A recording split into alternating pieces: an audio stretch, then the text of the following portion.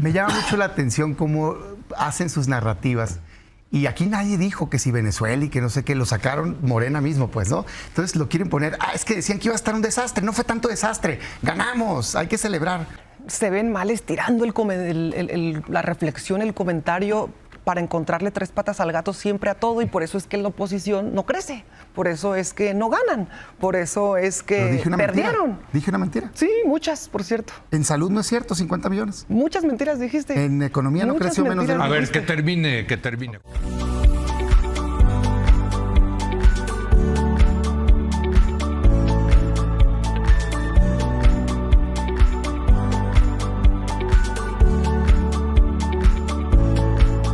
Saludo a Gibran Ramírez, de Movimiento Ciudadano. Gibran. Buenas noches, Leo.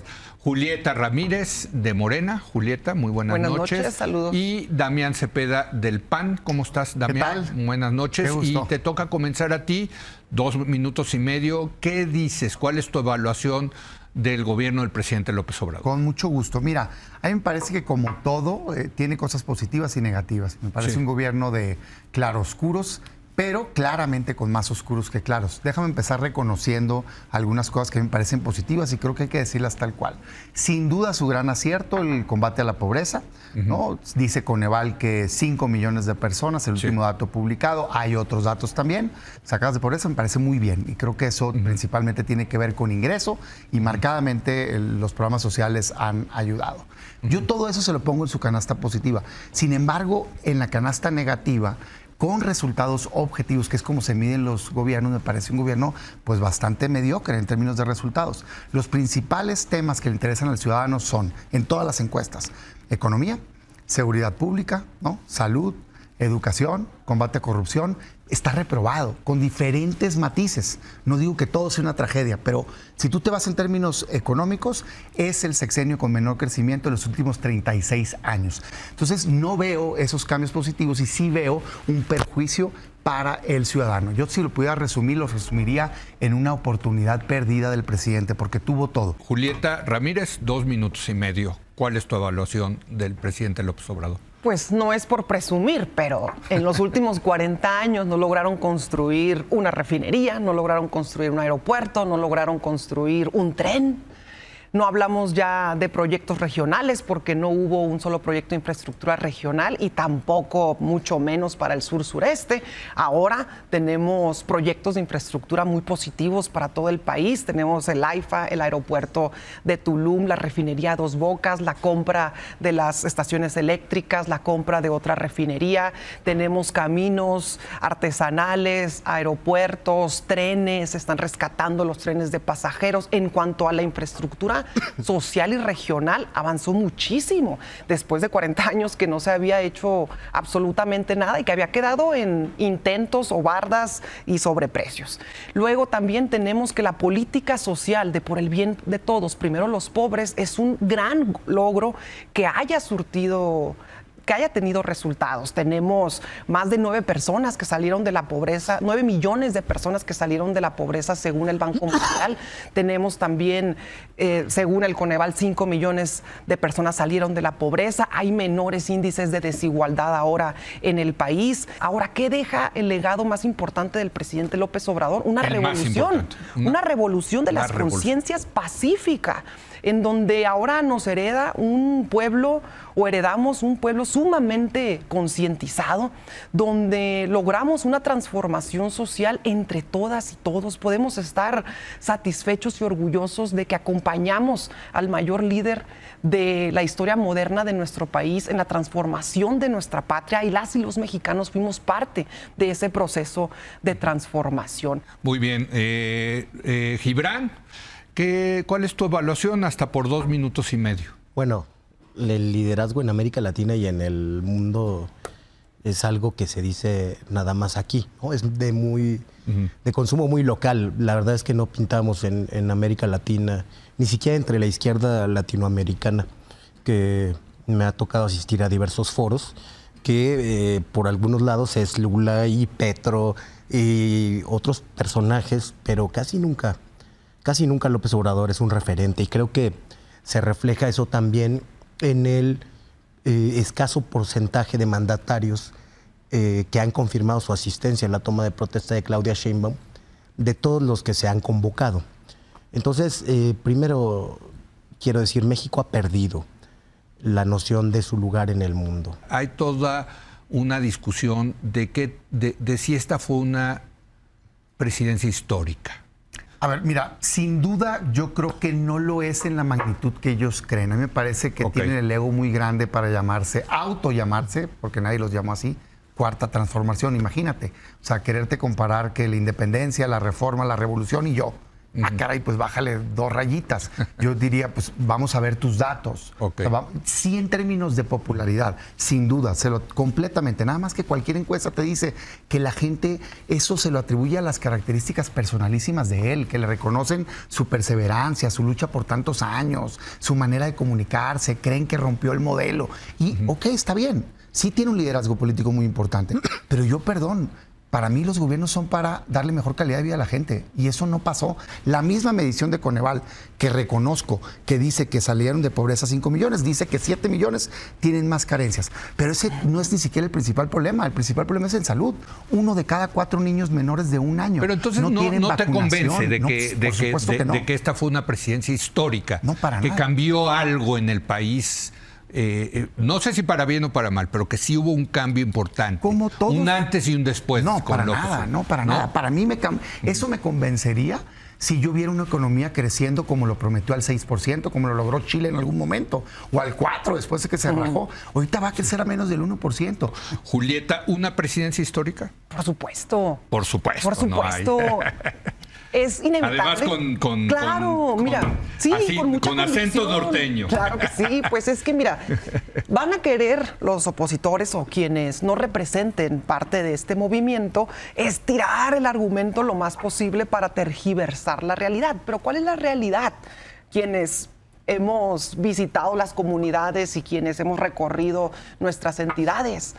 En mi estado, las personas están muy contentas porque antes de ganar un salario mínimo de 80 pesos, al día de hoy tienen un salario mínimo de 300 pesos al día. Es que en la frontera subió más, hay que decir. Claro, por supuesto, pero también eso representa mayor capacidad económica y por supuesto más economía familiar. Ahora, la economía, ¿cómo la quieren medir? Bueno, está la economía general por el PIB, pero bueno, revisemos los PIBs a niveles regionales donde se hicieron proyectos estratégicos de las comunidades. Creció exponencialmente también en esas zonas. Antes no habían volteado a ver el sur-sureste, por ejemplo. Ahora tampoco digan que tienen algo que presumir, por ejemplo, de los sexenios que ellos representan. Tampoco es que puedan venir a dar clases de cómo gobernar si en su momento tuvieron la oportunidad y tuvieron pésimos resultados. Por mucho. Pésimos resultados, pero no incrementó la capacidad adquisitiva de la gente. Claro que sí. Quienes tenían mayores ingresos económicos, pues quienes dirigían el país. Ahora bien, en otro aspecto, por ejemplo, otra manera de medir si hay o no avances en este gobierno es lo que los mismos analistas, expertos, opositores decían o predecían que iba a suceder a la llegada del presidente, que nos íbamos a convertir Venezuela y que había crisis económica. Somos el segundo país con menor desempleo en el mundo al día de hoy. Somos la 12ª economía a nivel mundial. Crecimos 4 posiciones en términos económicos a nivel mundial en medio de una pandemia, en medio de crisis económica por los energéticos y en un mundo donde las desigualdades aumentaron. En nuestro país no. Al contrario, dijeron que iba a haber fuga de capitales, 12% más de inversión extranjera directa. Dijeron que AMLO se iba a reelegir, ahora hay más democracia. Dijeron que iba a ser imposible, financieramente imposible, que existieran programas sociales. Y al día de hoy tenemos muchos programas que ayudan a 8 de cada 10 hogares en este país, que íbamos a convertirnos en Venezuela, que se iba a romper el acuerdo comercial con Estados Unidos y al contrario nos volvimos el principal socio comercial con Estados Unidos por encima de China. Me llama mucho la atención cómo hacen sus narrativas. Y aquí nadie dijo que si Venezuela y que no sé qué, lo sacaron Morena mismo, pues, ¿no? Entonces lo quieren poner, es que decían que iba a estar un desastre, no fue tanto desastre, ganamos, hay que celebrar. No, perdón, pero yo soy una persona objetiva. Datos. A mí dime cómo está calificado con indicadores aceptados internacionalmente. Y la verdad es que es reprobado. O sea, en economía, repito, menos del 1%, lo lamento que les moleste. De promedio. De Producto Interno Bruto. Fueron 5 Otros países crecieron más, se levantaron al año siguiente del COVID, Estados Unidos, ejemplo. O sea, sí había oportunidad con esta circunstancia y no se hizo la tarea. Tuvo la mitad de empleos generados, AMLO, casi, que Peña. Nomás para... y mira que no soy fan de Peña.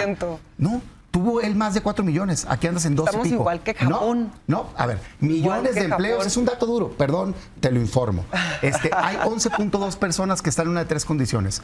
O subocupadas, que trabajan menos horas al día o menos días a la semana de lo que necesitan, o disponibles para trabajar, o de plano que no tienen trabajo. Es decir, pues claro que tenemos un problema. Creció la pobreza extrema, por cierto. Ya hablé del tema de salud, 50 millones que no tienen acceso a ello. En educación, pues una pena, pero no permiten ya ni siquiera que se conozcan las evaluaciones. Le quitan el enfoque a la calidad. Necesitamos cambiar a aprendizaje, no memorización, escuelas de tiempo completo, uso de tecnología, inversión en la infraestructura. Según la SEP, 40% de las instalaciones de la educación tienen riesgo de construcción. Es decir, pues no, es un fracaso. Quizá el mayor daño es la división que generó en los mexicanos todos los días hostigando, atacando a quien pensaba distinto. Y no son 2/3 partes las que tienen. 46% de la población votó distinto a ellos. Tendrían que respetar que México es un mosaico plural de ideas y que tenemos que fortalecernos en la diversidad para encontrar puntos en común. Ese es el trabajo de un presidente que puede trascender. Pues un último comentario, Julieta, sobre el presidente, sobre el sexenio. El presidente López Obrador termina el próximo lunes, 2 minutos y medio. Adelante. Pues se ven mal estirando la reflexión, el comentario para encontrarle 3 patas al gato siempre a todo, y por eso es que la oposición no crece, por eso es que no ganan, por eso es que perdieron. ¿Dije una mentira? Sí, muchas, por cierto. En salud no es cierto, 50 millones. Muchas mentiras dijiste. En economía no creció menos de... A ver, que termine, Julieta, perdón. venga. En economía, claro que crecimos. Sí. Menos de... Bueno, tenemos... La encuesta más importante al final del día es la evaluación que la gente le hace al gobierno del presidente López Obrador. Y eso está por encima del 80% de calificación, el 80% por encima de su aprobación como presidente también. Y miren lo que pasó en el pasado 2 de junio. El 2 de junio tuvimos no nada más un referéndum del modelo de gobierno humanista en este país, sino también un incremento en los votos. 6 millones de personas votaron más por Morena que en el 2018. En el 2018 nos entregaron la mayoría simple, ahora nos brindaron la mayoría calificada, la gente, el pueblo de México. La oposición pues todo el tiempo va a querer encontrarle 3 patas al gato para no reconocer ni sus derrotas ni sus fracasos en los momentos que ellos tuvieron oportunidad de gobernar, y para no querer proponer en este proceso de transformación que está viviendo el país. Tenemos el 75% de personas que han confiado en Morena para que se les gobierne también. Ahí está la información. Si no la quieren reconocer y les es más fácil tergiversar, pues la realidad es que en este momento, a nivel nacional de personas de población que desea que Morena gobierne sus ciudades y sus entidades.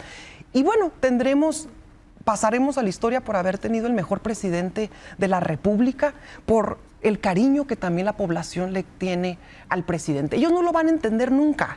Y nunca lo van a entender porque simplemente siempre han comprado la política. Toda la manera en la que llegaron y encabezaron gobiernos fue a base de compraventas de votos. Ahora no pueden entender que la gente genuinamente apoya a Morena, confía en Morena, confía en el presidente de la República, confía en la doctora. No confiaron en Xóchitl Gálvez.